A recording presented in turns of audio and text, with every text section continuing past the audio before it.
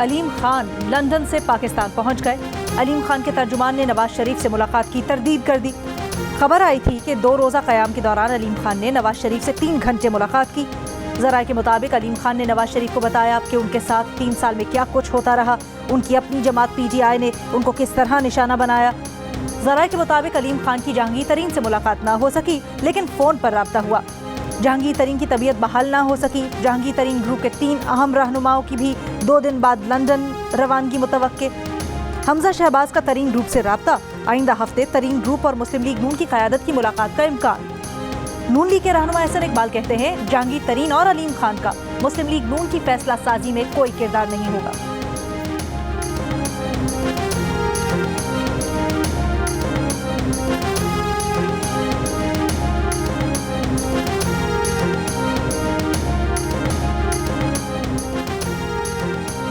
Neutral की तकरार करने वाले वजीर आज़म ने लफ्ज़ न्यूट्रल की तशरीह कर दी। कहा न्यूट्रल तो जानवर होता है।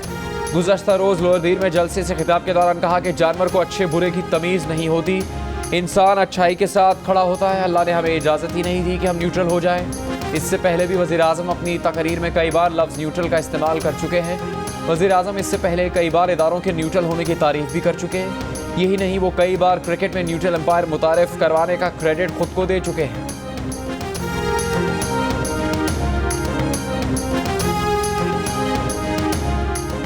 पीपल्स पार्टी के नायब सदर शरी रहमान का कहना है ऑपोजिशन अगर न्यूट्रल की इस तरह तशरीह करती तो हुकूमत आसमान सर पर उठा लेती। हुकूमत 3.5 साल कहती रही इदारे न्यूट्रल हैं और अब वजीर आजम कहते हैं न्यूट्रल तो सिर्फ जानवर होता है। अपने ही बयान से यूटर्न लेना इनकी आलमी पहचान बन चुकी है। वजीर आजम की गुफ्तगू से जाहिर है कि वो हर किसी तसादुम के लिए तैयार हैं। इनकी जबान और लहजा हैरान कुन है। मरियम नवाज ने नून लीग के रहनुमा चौधरी तनवीर की गिरफ्तारी को गैर कानूनी करार दे दिया। बयान में कहा कि उन्हें राहदारी जमानत के बगैर लाहौर लाया गया। चौधरी तनवीर दिल के मरीज हैं और दवाइयों पर हैं। चौधरी तनवीर की फैमिली उन्हें दवाई पहुंचाने की कोशिश कर रही है, लेकिन उन्हें अब तक चौधरी तनवीर तक रसाई नहीं मिली। कितने शर्म की बात है, चौधरी तनवीर को गुज़श्ता शब कराची से गिरफ्तार किया गया था।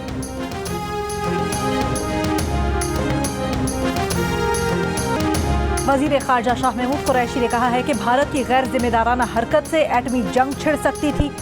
भारत कहता है कि गलती से मिसाइल फायर हुआ। मान भी लें कि यह गलती से हुआ तो क्या आप हथियार रखने के काबिल हैं? तर्जुमान दफ्तर ख़ारजा ने कहा कि भारत को पाकिस्तान में गिरने वाले भारतीय मिसाइल की रफ्तार और रास्ते पर वजाहत देना होगी। आखिर मिसाइल कैसे मुड़कर पाकिस्तान में दाखिल हुआ? भारत बताए क्या वाकई मिसाइल को उसकी मुसल्लह फौज ने हैंडल किया था या कुछ दीगर अनासिर ने? भारत का अंदरूनी अदालती तहकीकात का फैसला काफ़ी नहीं, क्योंकि मिसाइल पाकिस्तानी हुदूद में गिरा है। पाकिस्तान वाक़े पर हक़ाइक़ के दुरुस्त तयन के लिए मुश्तरका तहकीकात का मुतालबा करता है।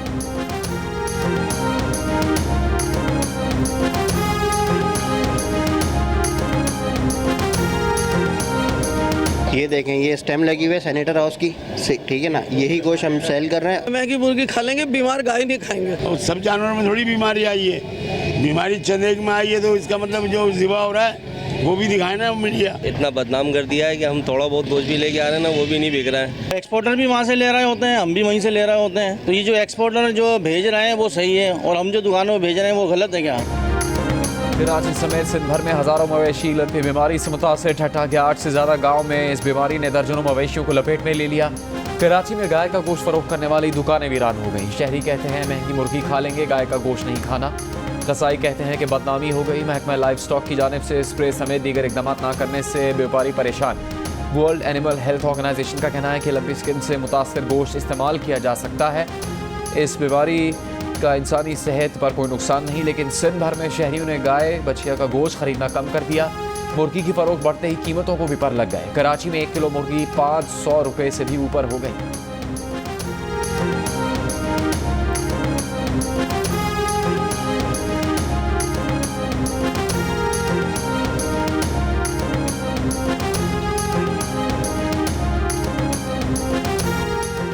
हुकूमत का national command and operation centre बंद करने का फैसला।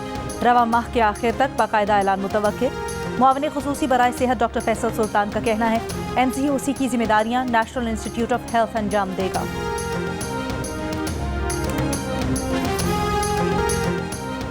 इस्लामाबाद की जिलाई अदालत का हतक इज्जत के केस में जंग जियो ग्रुप और इसके editor in chief Mir Shakilur Rahman के हक में तारीखी फैसला। अदालत ने सहाफ़ी तैयब बलोच को हुक्म दिया कि वो मीर शकीलुर रहमान को 10 करोड़ रुपए हर्जाना अदा करे, शिकायत गुजार से माफ़ी मांगे और माफ़ी को उसी अंदाज से वसी पैमाने पर शाये करवाया जाए जैसे उनके खिलाफ तौहीन आमेज मवाद शाये करवाया गया था।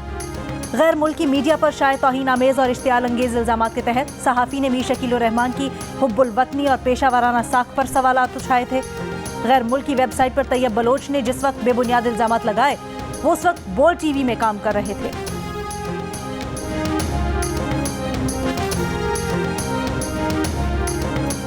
मैं आज आपके सामने बड़ी खुशखबरी सुनाना चाहता हूं कि बजाय 10 रुपए बढ़ाने के हमने फैसला किया है कि 10 रुपए पेट्रोल और डीजल को आज हम कम कर रहे हैं। 5 रुपए यूनिट हम बिजली कम कर रहे हैं।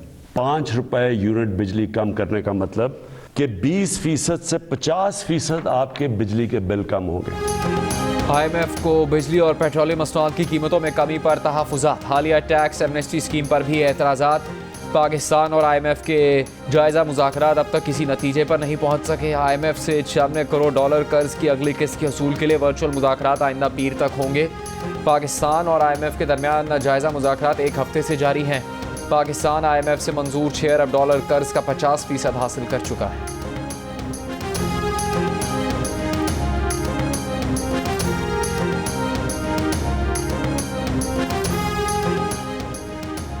चेयरमैन सेनेट कोशिश कर रहे हैं वो अपने अरकान के साथ ऑपोजिशन को सपोर्ट करें। पीपल्स पार्टी के खुर्शीद शाह का दावा, अदम एतमाद में 21 का नंबर कब आना है, ऑपोजिशन का गेम प्लान भी बता दिया। बोले वजीर आजम के बाद स्पीकर कौमी असम्बली और फिर वजीर आला पंजाब के खिलाफ अदम एतमाद की तहरीक आएगी। सदर आरिफ अलवी की भी बारी आएगी।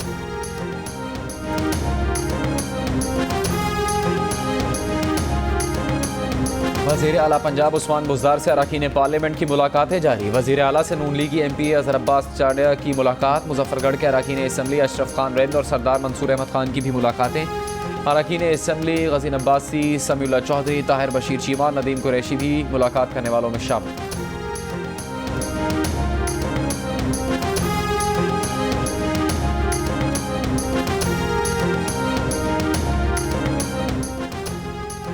पाकिस्तान सुपर लीग 7 की ट्रॉफी के साथ लाहौर कलंदर्स की मैनेजमेंट का सफर जारी। टीम मैनेजमेंट ट्रॉफी के साथ फास्ट बॉलर जमान खान के शहर मीरपुर आज़ाद कश्मीर पहुंच गई। सियासी शख्सियात, इंतजामिया और शायकीन क्रिकेट ने भरपूर इस्तकबाल किया। टीम मैनेजमेंट को रिवायती पगड़ियां पहनाई गई। और JB फिल्म्स, जियो फिल्म्स और मास्टरमाइंड्स की पेशकश नई फिल्म घबराना नहीं है का पहला ट्रेलर जारी कर दिया गया।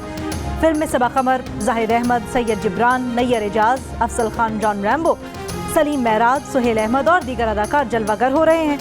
फिल्म ईद उल फितर पर रिलीज की जाएगी। फिल्म का ट्रेलर हर पर जियो और JB फिल्म्स के YouTube चैनल्स पर भी देखा जा सकता है।